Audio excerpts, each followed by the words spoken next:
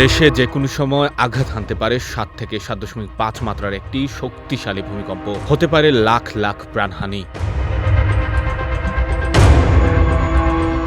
এমন ভয়াবহ আশঙ্কার খবর জানিয়েছেন বাংলাদেশ প্রকৌশল বিশ্ববিদ্যালয়ের পুরকৌশল বিভাগের অধ্যাপক ও ভূমিকম্প বিশেষজ্ঞ মেহেদী আহমেদ। ভূমিকম্পের পুনরাবৃত্তির সময় বিশ্লেষণ করে তিনি জানান, ১৮৬৯ সালে আসামের কাছাড়ে ৭.৫ মাত্রার, ১৮৮৫ সালে বেঙ্গল ভূমিকম্পে ৭.১ মাত্রার, ১৯১৮ সালে শ্রীমঙ্গলে ৭.৬ মাত্রার এবং ১৯৩০ সালে ধুবড়ীতে ৭.১ মাত্রার ভূমিকম্প হয়েছিল। এসব তথ্য বিশ্লেষণ করলে বাংলাদেশ অঞ্চলে আবার একটি বড় ভূমিকম্প সংঘটিত হওয়ার সম্ভাবনা রয়েছে। অন্যদিকে জাইকা ও সিডিএমপির এক জরিপ অনুযায়ী ঢাকায় ৭ মাত্রার ভূমিকম্পে অন্তত ৭২,০০০ ভবন ধসে পড়তে পারে।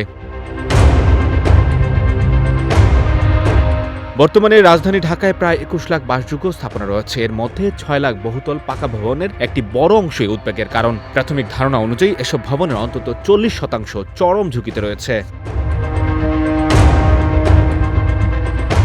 দেশে এমন বিপর্যয় ঘটার অন্যতম বড় কারণ বাংলাদেশের চারপাশে থাকা কয়েকটি সক্রিয় ফল্ট লাইন। এর মধ্যে ময়মনসিংহ থেকে সিলেট হয়ে ভারতের সীমান্ত পর্যন্ত বিস্তৃত প্রায় ৭২ কিলোমিটার দীর্ঘ ডাউটি ফল্ট সবচেয়ে ঝুঁকিপূর্ণ হিসেবে বিবেচিত।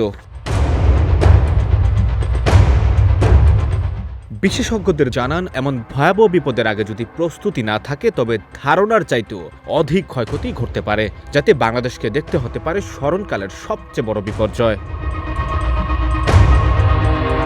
সঞ্জয় দত্ত, বৈশাখী সংবাদ।